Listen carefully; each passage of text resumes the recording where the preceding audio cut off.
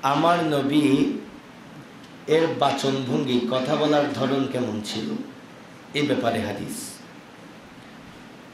প্রথম হাদিস হযরত আয়েশা সিদ্দিকা রাদিয়াল্লাহু তাআলা আনহা হতে বর্ণিত।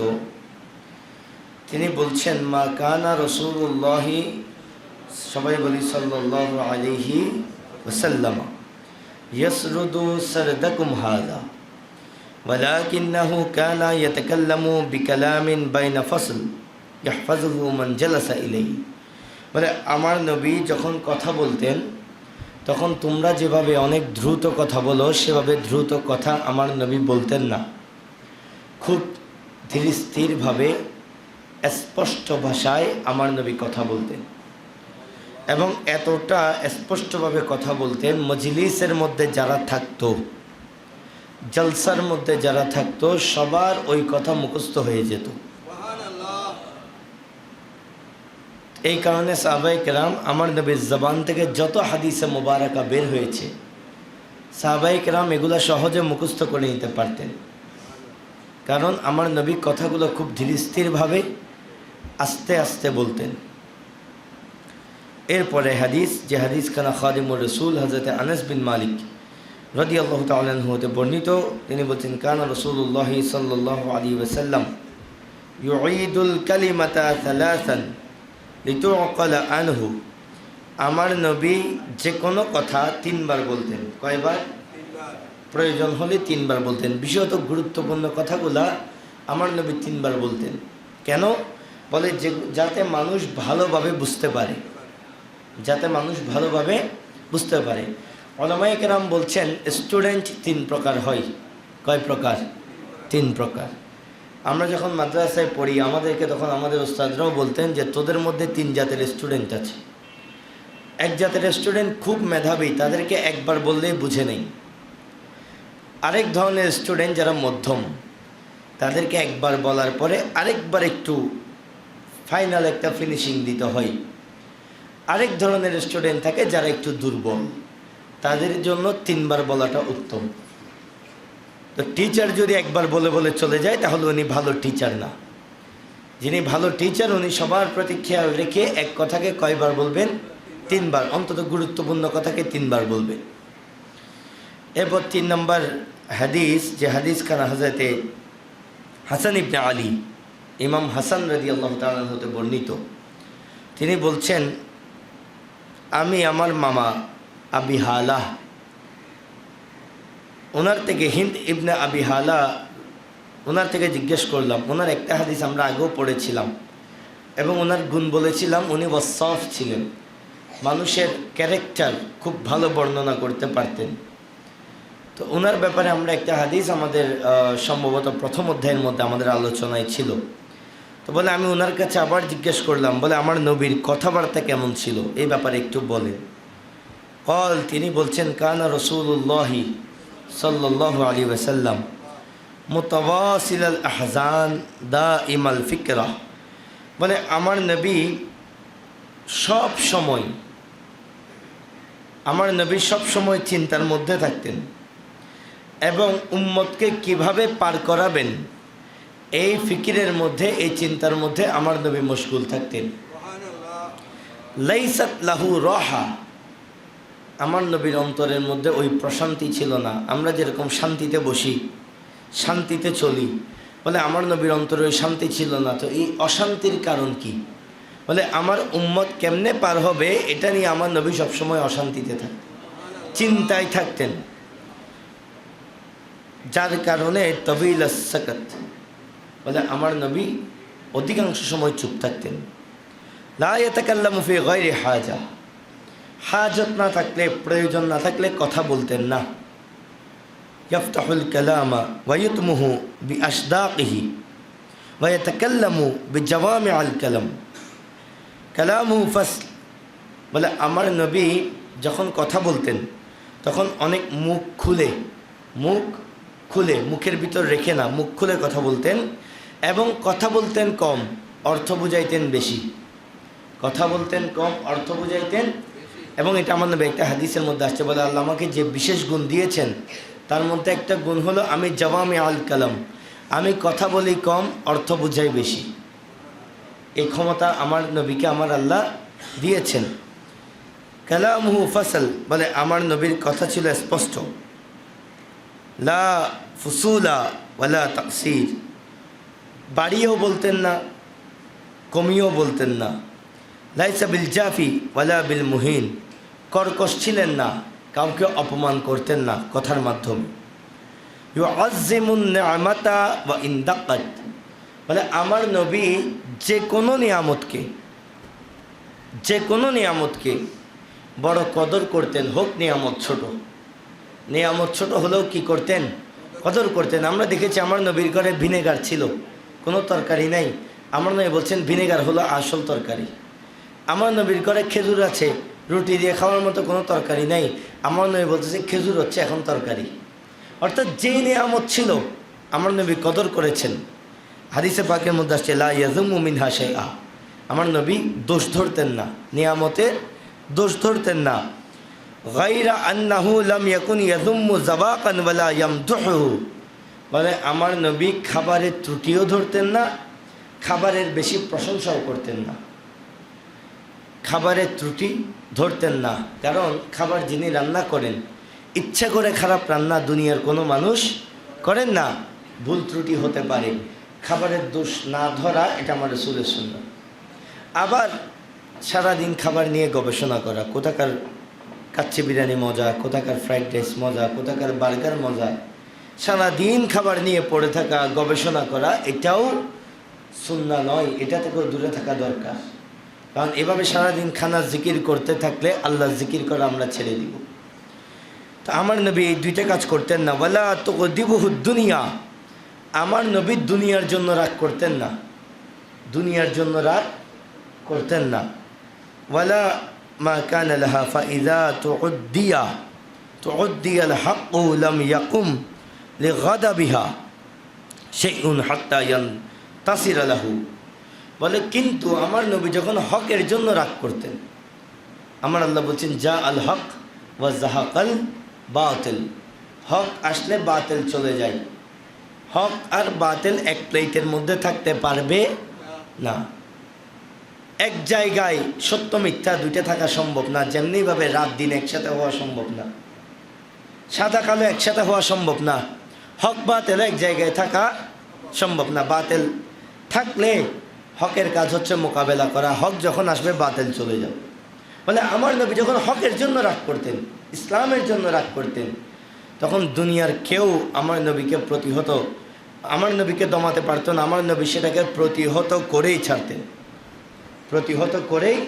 ছাড়তেন, বাতিলকে দমন করেই ছাড়তেন, ইসলাম বিরোধী কাজকে থামিয়েই ছাড়তেন। এই জায়গায় আমার নবী কোনো স্যাক্রিফাইস করতেন না। এরপর ওয়ালা ইয়াগদাবু লিনাফসিহি, আমার নবী নিজের জন্য রাগ করতেন না, নিজের জন্য ব্যক্তিগত স্বার্থে আমার নবী রাগ করতেন না। এবং কি ওয়ালা ইয়ানতাসিরু লাহা, এবং ব্যক্তিগত স্বার্থে কোনো প্রতিশোধও নিতেন না, ব্যক্তিগত স্বার্থে কোনো প্রতিশোধ নিতেন না। যেমন হযরত আলী রাদিয়াল্লাহু তাআলা যুদ্ধের ময়দানে যুদ্ধ করছেন, এক কাফেরকে ফেলে চেপে ধরেছেন, এখন জবাই করে দিবেন। কাফের থুতু মেরে দিয়েছেন, বলে মরার আগে শেষবারের মতো একটা কি করি, মুসলমানকে অন্তত থুতু হইলেও মারি দিন, থুতু মেরে দিয়েছে। হযরত আলী রাদিয়াল্লাহু তাআলা তলোয়ার ফেলে দিয়ে উঠে চলে আসতেছে।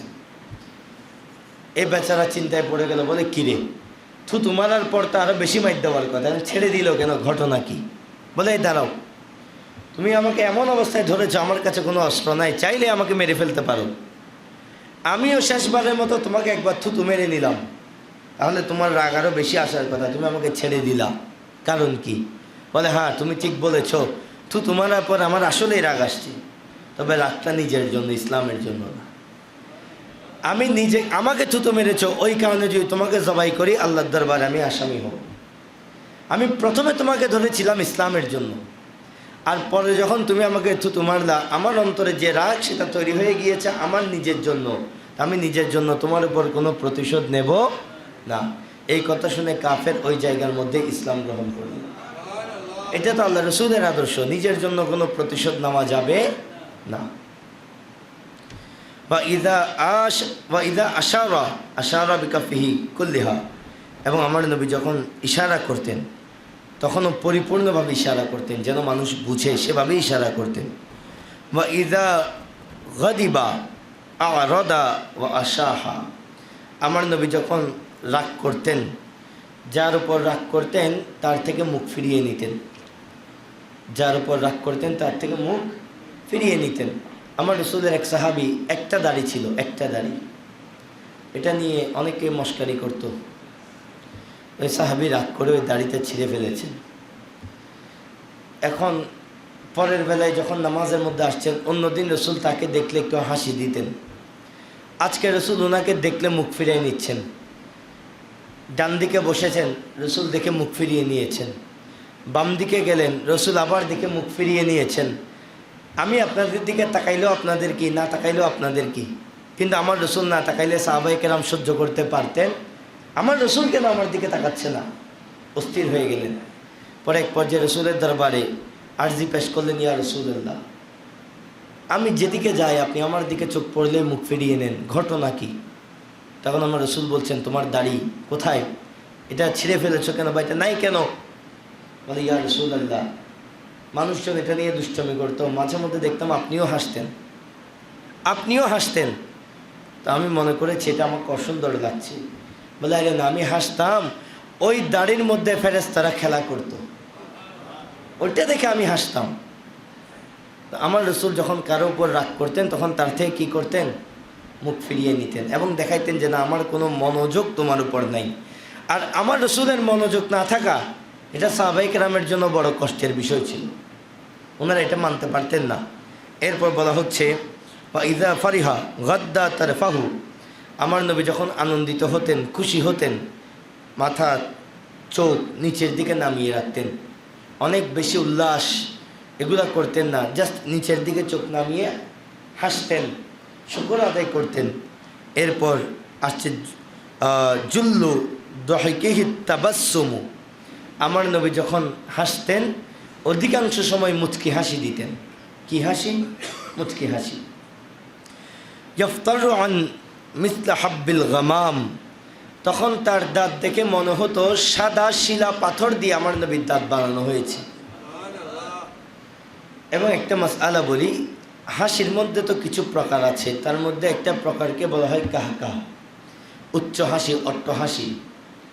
কেউ যদি নামাজের মধ্যে অট্ট হাসি দেয়, নামাজের মধ্যে অট্ট হাসি দেয়, এই ক্ষেত্রে তার নামাজও ভেঙে যাবে, অজুও ভেঙে যাবে।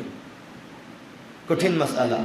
বিশেষ করে মসজিদে যখন ইয়াং জেনারেশনের ছেলেপেলে আসে, অনেক সময় দেখি তারা একজন আরেকজনকে হাসানোর চেষ্টা করে, এগুলো নিষেধ করবেন। কেন? হাসলাম, নিয়ত ভেঙে আবার নিয়ত করলাম, নামাজ তো হবে না, কারণ অজুও চলে গেছে, আবার অজু করে আসতে হবে। নামাজের মধ্যে অট্ট হাসি দিলে অজুও শেষ, নামাজও শেষ। অন্য সময় অট্ট হাসি দিলে অজু ভাঙবে না, নামাজের মধ্যে অট্ট হাসি দিলে অজুও কি হয়ে যাবে, ভেঙে যাবে। এরপরের অধ্যায়, বাবু মা জাআ ফি দহকি রাসূলিল্লাহ সাল্লাল্লাহু আলাইহি ওয়াসাল্লাম। দহকি বা দিহকি দুই রকমই পড়া যায়। আমার নবীর হাসির বর্ণনা, এ অধ্যায়ের প্রথম হাদিস জাবের ইবনে সামুরা রাদিয়াল্লাহু তাআলা আনহু বর্ণনা করছেন। বলে, আমার নবী ওয়া কানা লা ইয়াদহাকু ইল্লা তাবাসসুমান, আমার নবী তাবাসসুম ছাড়া হাসতেন না, যখন হাসতেন মুচকি হাসতেন, এছাড়া আমার নবী অন্যভাবে হাসতেন না। ফাকুনতু ইযা নাযারতু ইলাইহি কুলতু আকহালুল আইনাইনি ওয়া লাইসা বিআকহালা, বলে আমার নবীর চেহারার দিকে যখন তাকাইতাম মনে হইতো আমার নবীর চোখের মধ্যে সুরমা দিয়েছে। আসলে আমার নবীর চোখে সুরমা ছিল না, আমার আল্লাহ আমার নবীর চোখে এত সৌন্দর্য দিয়েছেন, এমনিতেই স্বাভাবিকভাবে মনে হতো আমার নবীর চোখে সুরমা আছে। এরপরের হাদিস, আমরা দুইটা হাদিস বাদ দিয়ে যাচ্ছি।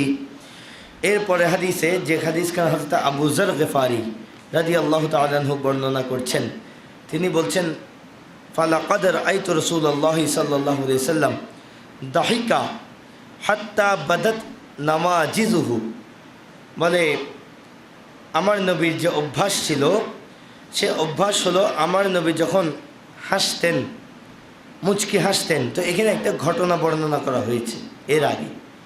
তিনি বলছেন, একদিন আমার নবী বলছেন, ইন্নী লা আ'লামু আউয়ালা রাজুলা ইয়াদখুলুল জান্নাহ ওয়া আখিরু রাজুলা ইয়াখরুজু মিনান নার। বলে আমি এমন ব্যক্তিকে জানি যে জান্নাতে সবার আগে যাবে, আবার আমি ওই ব্যক্তিকে চিনি যে জাহান্নাম থেকে সবার পরে বের হবে। আমার নবী জানে কি না জাহান্নামে সবার পরে কে বের হবে? এটা তো আরো কয় হাজার বছর পরের ঘটনা, আল্লাহ ভালো জানে। অথচ আমার নবী বলছে ওই মানুষকেও আমি চিনি, ওই মানুষকেও আমি চিনি। তো ওই জাহান্নামীকে যদি আমার নবী চিনে, আমরা যারা উম্মত এখান থেকে বসে বসে দরুদ পড়ি, আমাদেরকে আমার নবী চিনবে না? এই ইয়াকিন যার কাছে নাই, সে না পড়লে নাই, আমরা পড়ব। তা আমার নবী তার ব্যাপারে একটা ঘটনা বর্ণনা করছেন। বলে তাকে যখন বের করা হবে জাহান্নাম থেকে, আমার আল্লাহ বলবেন, আরিদু আলাইহি সাগারা যুনুবিহি, তার সগীরা গুনাহগুলোকে একটু হিসাব করো, সগীরা গুনাহগুলোকে হিসাব করো। ওয়া তুখবাউ আনহু কিবারুহা, আমার আল্লাহ তার কবিরা গুনাহকে আড়াল করবেন, লুকিয়ে রাখবেন। তো এই বান্দা তো জানে যে আমার অনেক বড় বড় গুনাহ আছে, লিস্টের মধ্যে যেগুলো দেখতেছে বান্দা জানে এগুলো ছাড়াও তার আরও গুনাহ, সেই খবর বান্দার কাছে থাকবে। এখন তাকে বলা হবে ফায়ুকালু লাহু আমিলাত ইয়াউমা কাযা কাযা ওয়া কাযা, বলে অমুক দিন তুমি এই কাজ করেছো, অমুক দিন তুমি এই কাজ করেছো, অমুক দিন তুমি এই কাজ করেছো। বান্দা ওয়াহুয়া ইউকিরু লা ইউনকিরু ওয়াহুয়া মুশফিকুন মিন কিবারিহা, বলে বান্দা সেদিন স্বীকার করবে, অস্বীকার করার তো কোনো রাস্তা নেই। এবং সে মনে মনে ভয় পাবে, আল্লাহ সগীরা গুনার যদি এই হাল হয়, কবিরা গুনাহ আনলে আল্লাহ জানে কি হবে, কি অবস্থা হবে আমার। চিন্তা করবে আল্লাহ কোনো জাহান্নাম থেকে বের করছে, আবার ফেলে দেয় কিনা, এই ভয়ে এই টেনশনে থাকবে। এমন সময় ফায়ুকাল, বলা হবে, আতুহু মাকানা কুল্লি সাইয়্যাতিন আমিলাহা হাসানা, আল্লাহ বলবে তার যত সগীরা গুনাহ আছে সবগুলাকে সওয়াবে পাল্টে দাও। কিসে পাল্টে দাও? তো জোরে বলেন না সুবহানাল্লাহ। গুনাহকে সওয়াবে কি করে দাও? পাল্টাই দাও। কেন? বলে আমার নবীর উম্মত তো, তাকে জান্নাত না দিলে আমার নবী খুশি হবেন না। অন্তরে ঈমান ছিল, গুনাহ অনেক করেছে, আমি আল্লাহ বলছি তার যত গুনাহ আছে সগীরা সবগুলোকে সওয়াব করে দাও। এখন বান্দা কি বলবে জানেন? ফায়াকুলু ইন্না লি যুনুবান মা আরাহা হাহুনা, বলে আল্লাহ আমার তো আরো কিছু কবিরা গুনাহ ছিল, এগুলো দেখতেছি না কেন? বান্দা আল্লাহকে এখন বলবে, আল্লাহ আমার তো কিছু কবিরা গুনাহ ছিল, এগুলো তো ছোট গুনাহ দেখাচ্ছ, বড়গুলো দেখতেছি না কেন? কারণ বান্দা জানে বড়গুলো দেখাইলে আল্লাহ সেগুলোকেও সওয়াবে কি করে দিবেন, পাল্টে দিবেন। সে আশায় বান্দা বলবে, আল্লাহ আমার বড় গুনার লিস্টও কি করো, বের করে, এগুলো দেখতেছি না কেন? বলে এই কথা বলার পরে আমার নবী হেসে দিলেন। ওই যে উম্মত পার হয়ে যাচ্ছে, এই খুশিতে আমার নবী এই ঘটনা বলার পর কি করলেন? হেসে দিলেন। সুবহানাল্লাহ, কি পরিমাণ মহব্বত আমাদের জন্য।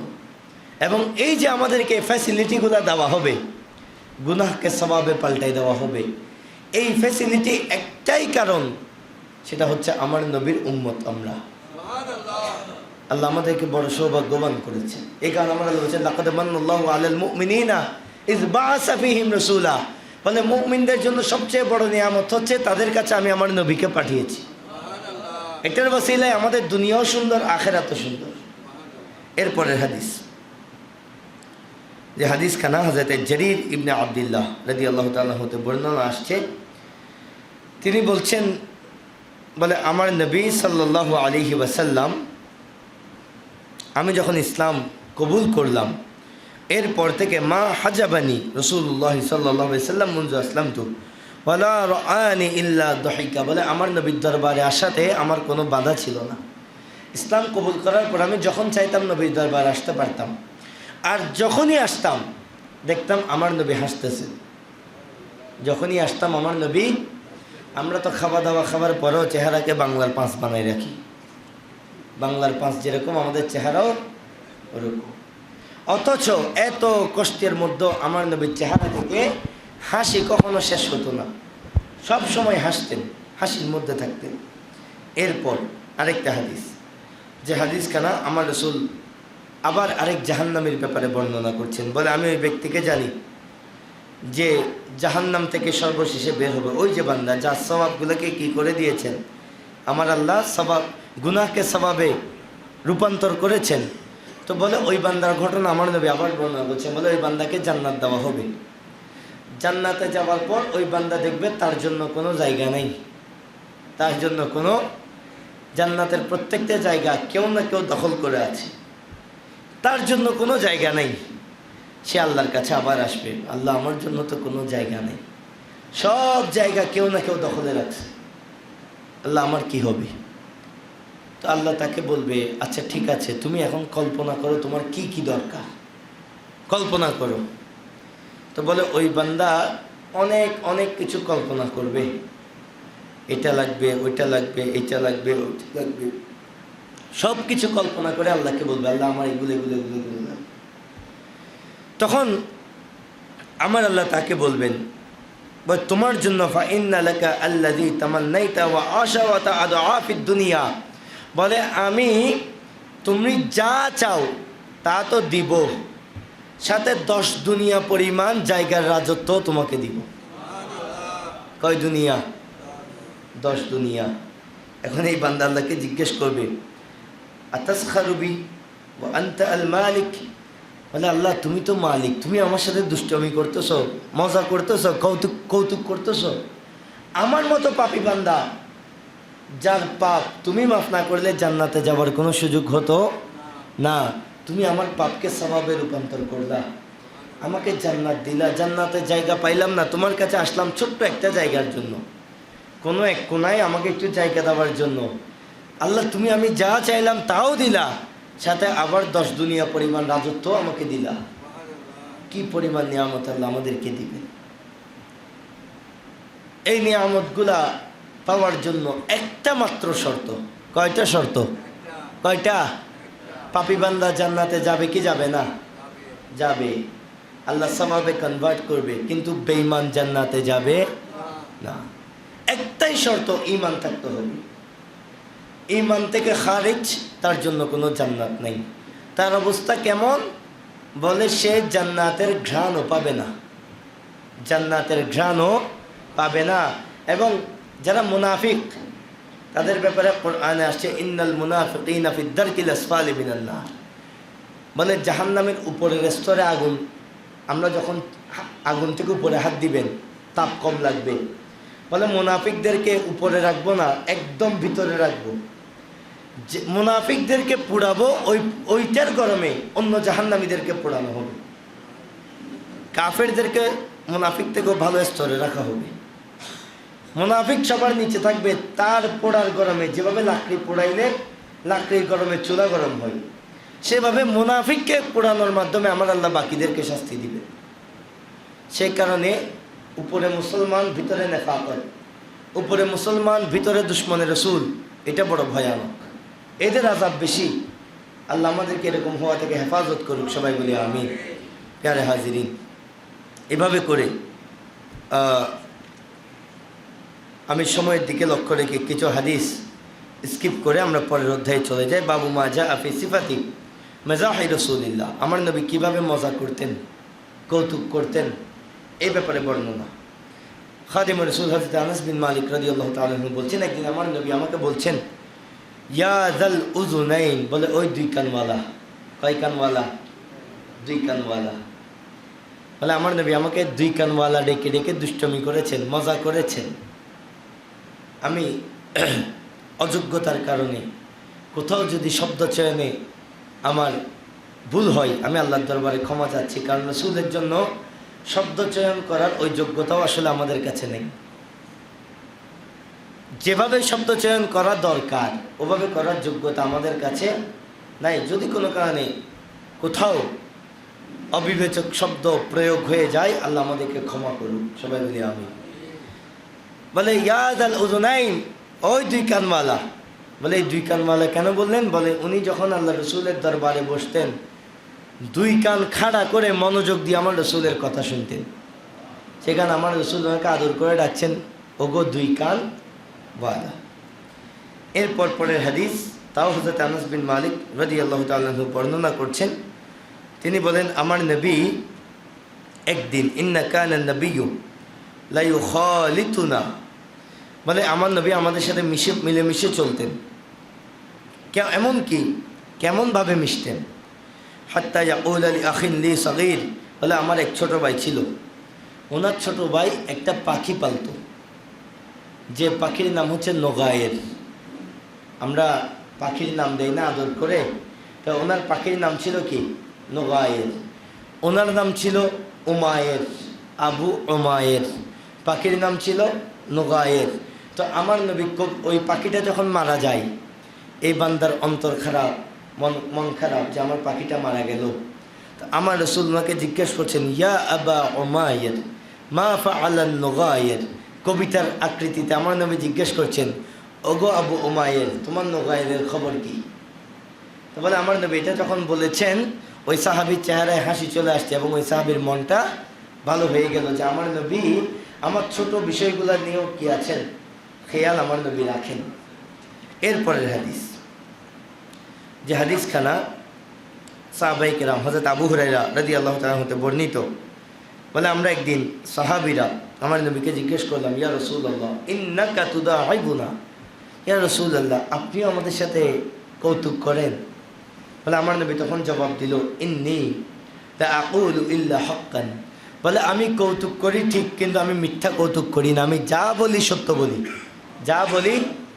এখন আমাদের একটা দিবস আছে, সামনের মাসে আসবে, এপ্রিলের 1 তারিখ, এপ্রিলের 1 তারিখ আমরা নাম দিয়েছি এপ্রিল ফুল।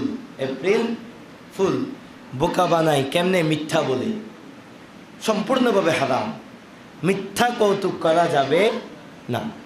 আমার নবী সত্য কৌতুক কেমন করতেন এটার উদাহরণও আসছে। বলে এক লোক আমার নবীর কাছে আসছেন, ইস্তাহমালা রাসূলুল্লাহ আন্না রাজুলান ইস্তাহমালা রাসূলুল্লাহ, সবাই বলি সাল্লাল্লাহু আলাইহি সাল্লাম, فقال إني حاملك على ولد الناقة فقال يا رسول الله ما أصنع بولد الناقة فقال رسول الله صلى الله عليه وسلم هل تريد الإبل إلا النوق। এক লোক এসে আমার নবীকে বলছেন, ইয়া রাসূলুল্লাহ আমার একটা বাহন দরকার। কি দরকার? বাহন। আমার নবী বলছে, আচ্ছা ঠিক আছে, তোমাকে একটা উটের বাচ্চা দিব। কিসের বাচ্চা? উটের বাচ্চা। এই বান্দা বলছেন, ইয়া রাসূলুল্লাহ আমার দরকার বাহন, উটের বাচ্চা দিয়ে আমি কি করব? উটের বাচ্চা তো মানুষ নিয়ে চলতে পারে না, উটের বাচ্চা তো মানুষ নিয়ে, বড় উট মানুষ চলতে পারে, কিন্তু উটের বাচ্চা তো পারবে না, আমি উটের বাচ্চা দিয়ে কি করব? তো আমার রাসূল বলছেন, বড় উটও তো কোনো না কোনো উটের বাচ্চা, বড় উটও তো কোনো না কোনো উটের বাচ্চা। এরপর আরেক হাদিস, যে হাদিসখানা তাও হযরতে আনাস বিন মালিক রাদিয়াল্লাহু তাআলা আনহু বর্ণনা করছেন। বলে আমার এক বন্ধু ছিল, গ্রামীণ বন্ধু, বলে আমরা থাকতাম শহরে, সে থাকতো গ্রামে। বলে সে আমার নবীর জন্য হাদিয়া নিয়ে আসতো। এক সময় ওই বান্দা মদিনার বাজারের মধ্যে বেচা কেনা করতেছে, এমন সময় আমার রাসূল তাকে পিছন থেকে জড়াই ধরলেন এবং চোখের মধ্যে হাত দিলেন। আমরাও করি তো, পিছন থেকে জড়াই ধরে চোখে হাত দিই। তো এই বান্দা বলতেছেন যে কে, আমার পিছনে কে আছে দেখি, আমাকে ছাড়ো। আমার রাসূল ছাড়েন না, ধরে রেখেছেন। তো এই বান্দা একটু খেয়াল করে বুঝতে পারলেন এটা আমার রাসূল, কারণ আমি ধরা আর রাসূল ধরার মধ্যে পার্থক্য আছে। তো ওই বান্দা যখন একটু সুযোগ পেলেন চোখ খোলার, দেখতেছেন ওখানে নূর চলে আসতেছে তার চোখের মধ্যে, ওই নূরানি হাত তো আর কারো হইতে পারে না। তো বুঝলেন এটা আমার রাসূল। তখন আমার রাসূলকে যখন চিনতে পারলেন, উনি ওনার পিঠ আমার নবীর বুকের সাথে আরও সুন্দর করে লাগিয়ে দিলেন। বরকত হাসিল করার জন্য ওনার পিঠ আমার নবীর বুকের সাথে ডলতে লাগলেন। তা আমার রাসূল এখন দুষ্টমি করে বলতেছেন, বলে এই গোলামটা কে কিনবা? জিজ্ঞেস করতেছে যে আমি গোলাম যেটাকে ধরে আসি, এই গোলামটা কে কিনবা? তো উনি জবাব দিচ্ছেন, ইয়া রাসূলুল্লাহ আমার দাম তো এত বেশি হবে না, আমি তো, আমার যোগ্যতা এত বেশি না, আপনি আমাকে বিক্রি করলেও বেশি দাম পাবেন না। আমার নবী তখন জবাব দিচ্ছেন যে তোমার দাম দুনিয়ার জমিনে যাই হোক না কেন, আল্লাহর দরবারে তোমার দাম অনেক বেশি। বড় দুর্ভাগা, গতকালকে একটা ভিডিওতে দেখছিলাম, আমাদের ইমাম সাহেব হুজুর হয়তো আমাকে একটু করে বললেন, অথবা অন্য কেউ যেহেতু এখানে আছি মোটামুটি সারাদিন কেউ না কেউ আসে, তো বলে এক বক্তা টিভি সেটের মধ্যে বসে বসে বলছেন, বলেন নবী বলি কেউ এবং সাহাবায়ে কেরাম কেউ কবরে আমাদের কোনো উপকারে আসবে না। তা আমি বললাম হ্যাঁ, ও ঠিক বলেছে, আসলেই ঠিক বলেছে। নবী বলিরা তো তার উপকারে আসবে যার অন্তরে ঈমান আছে, যার অন্তরে ঈমান নাই আসলেই তার কোনো উপকারে আসবে না। যে বলেছে সে নিজেকে মুমিন মনে করে না, সে বেঈমান বিদায় আসলেই তার কোনো উপকারে আসবে না। এমন কোনো হাদিস নাই আমার নবী কাফেরের উপকারে আসবে কবরের মধ্যে। দুনিয়াতে কাফেরের উপকার আমার নবী করেছেন, তো সে নিজেকে কাফের মনে করে বিধায় সে বলে না আমার কোনো উপকারে আসবে না। আমাদের অন্তরে আমরা বিশ্বাস করি ঈমান আছে, এবং এই ঈমানের বদৌলতে আমার নবী আমার জন্য শাফাআত করবেন। এরপরের হাদিস, যে হাদিস কানা আজকের জন্য শেষ, বলে গতকালকে এই হাদিসের একটা আলোচনা আমরা জুমাতে করেছি। বলে এক মহিলা আমার নবীর দরবারে আসছে, আমার নবীকে বলছেন ইয়া রাসূলুল্লাহ আমার জন্য একটু দোয়া করেন আমি যেন জান্নাতে যেতে পারি। বুড়ি মহিলা। আমার নবী বলছেন ইয়া উম্মা ফুলান, ওগো অমুকের মা। কার মা? সে নাম এখানে আসে নাই। বলে ওগো অমুকের মা, ইন্নাল জান্নাতা লা তাদখুলুহা আজুস, জান্নাতে কোনো বুড়ি যাবে না, জান্নাতে কোনো বুড়ি। ফাওয়াল্লাত তাবকি, বলে এই মহিলা কান্নাকাটি শুরু করলো, চলে যাচ্ছে কাঁদতে কাঁদতে, হায় রে জান্নাত তো শেষ। তখন আমার নবী বলছেন আকবিরুহা, তাকে খবর দাও, আন্নাহা লা তাদখুলুহা ওয়া হিয়া আজুজ, বলে জান্নাতে যখন সে ঢুকবে তখন সে বুড়ি থাকবে না। কেন? বলে আমার আল্লাহ কোরআনে বলছেন ইন্না আনশানাহুন্না ইনশাআ ফাজআলনাহুন্না আবকাওয়া উরুবান আতরাবা, বলে আমি যখন আমার বান্দাদেরকে জান্নাতে ঢুকাবো তাকে নওজওয়ান তরুণী বানিয়ে তারপর ঢুকাবো। আমার নবী একটু দুষ্টমি করে বলেছেন আর কি, যে বুড়ি জান্নাতে কি হবে না, যাবে না। প্যারা হাজিরিন, এর মাধ্যমে আমাদের আজকের অধ্যায় আমরা শেষ করলাম।